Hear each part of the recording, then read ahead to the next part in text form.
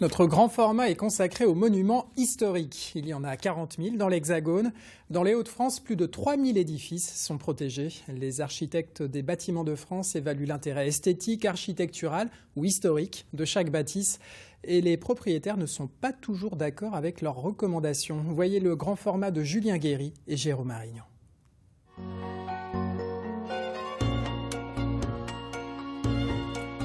Châteaux, musées, églises, bâtiments remarquables, les monuments historiques parsèment la Picardie. Des édifices à la charge de l'État, mais également appartenant à des particuliers.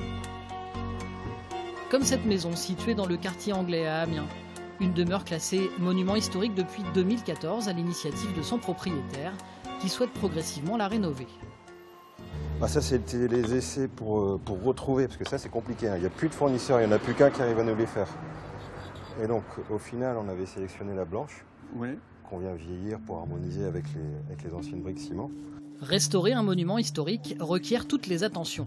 Objectif, tenter de le conserver au maximum dans son état d'origine. Matériaux, techniques, coloris, tout est observé dans les moindres détails. C'est une des missions d'Antoine Paoletti, architecte des bâtiments de France, venu suivre l'avancée du chantier en compagnie du tailleur de pierre, Michel Danel. On a fait une trentaine de fournisseurs, les habituels plus des petits qu'on connaît. Mais finalement, on a eu de la chance, on n'en a qu'un qui produit encore ce genre de modèle. Après, on aurait toujours réussi à refaire.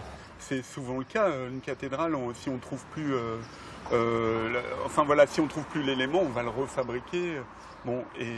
Mais c'est vrai que l'investissement pour un particulier, même s'il est aidé et tout ça, il faut quand même tenter d'être dans des enveloppes raisonnables. Coût de la restauration de cette façade, environ 200 000 €, avec 30 à 50% de subvention grâce au classement monument historique. Dans la Somme, 2 architectes sont en charge de la préservation des 405 bâtiments classés. Les petites décorations qui tiennent tout ça, les fleurs de lys là aussi sont un peu usées, tout ça doit être refait. Une harmonie qui s'étend à tout un secteur, qu'il s'agisse d'un bâtiment monumental comme la cathédrale d'Amiens ou d'une demeure plus discrète comme ici. Depuis une loi de 1943, chaque monument historique entraîne un périmètre de protection. On ne sauvegarde pas seulement un bâtiment, mais tout un quartier. Un monument historique, il existe en tant que tel, mais il génère des abords autour de lui. En théorie, c'est donc 500 mètres autour de lui, c'est comme un rond dans l'eau. Tous les projets qui ont lieu dans les abords, on doit donner un avis dessus en tant qu'architecte des bâtiments de France. Le monument historique, si c'était une épingle sur un tas de fumier, ça serait pas terrible.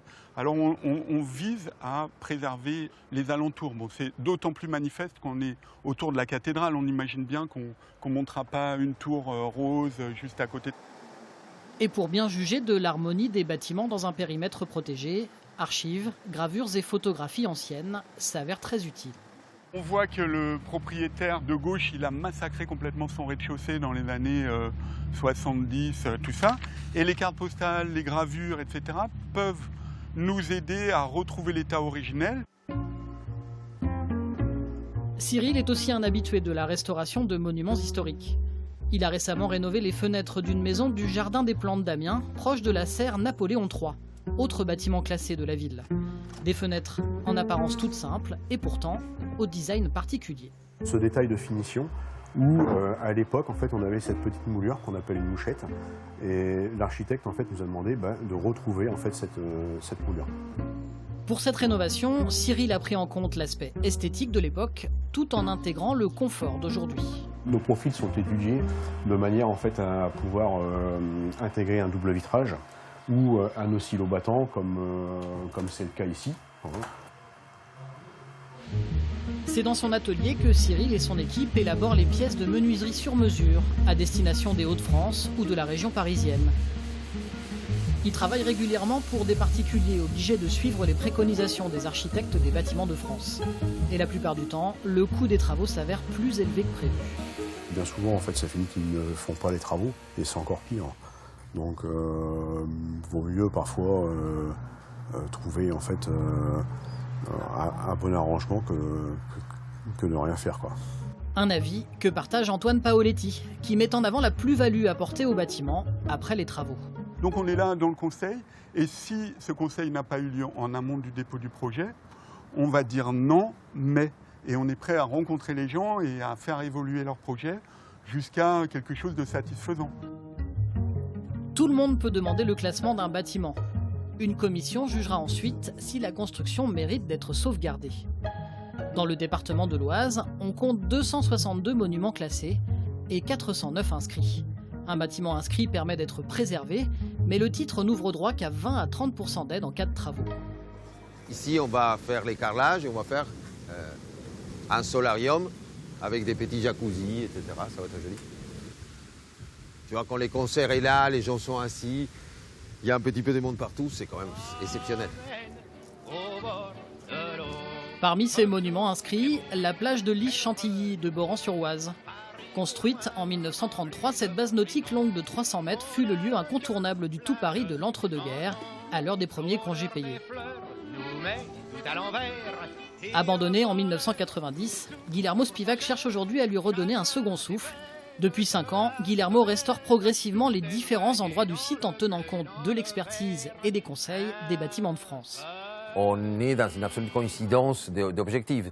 L'idée de tout ce qu'on fait ici, et notre intérêt aussi, c'est de conserver, de mettre en valeur les monuments tels qu'ils existaient, parce que c'est un petit peu, entre autres, ce que les gens cherchent quand ils viennent dans un lieu comme ça. Tout ce qu'on fait ici, s'il y a des choses qu'on doit rajouter, doit être réversible en quelque sorte.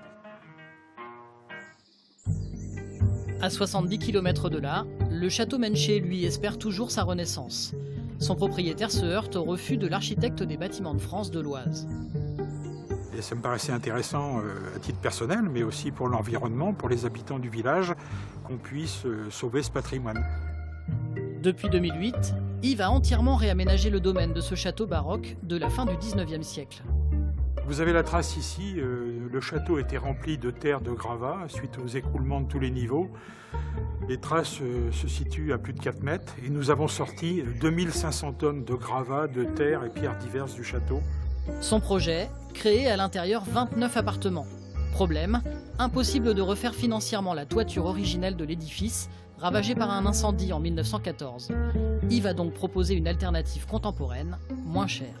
On voit des villes où c'est parfaitement accepté. Et je prends simplement le Louvre.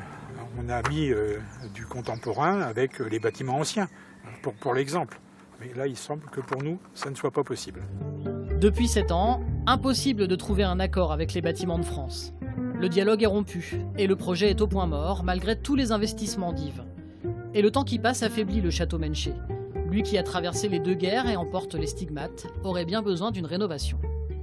Moi, j'ai exprimé un certain goût pour un type de construction qui ne s'inscrit pas dans l'esprit de ce que veut imposer l'architecte des Bâtiments de France. On peut avoir des goûts différents. C'est une commission, la Conservation régionale des Bâtiments de France, qui arbitre ensuite de la faisabilité du projet. Avec plus de 40 000 monuments classés, la France possède un patrimoine riche et varié, reflet de son histoire et de ses courants artistiques. Dans la plupart des cas, ce système protecteur, mais parfois rigide, permet aux édifices remarquables d'affronter de nouveaux siècles dans un monde en constante évolution.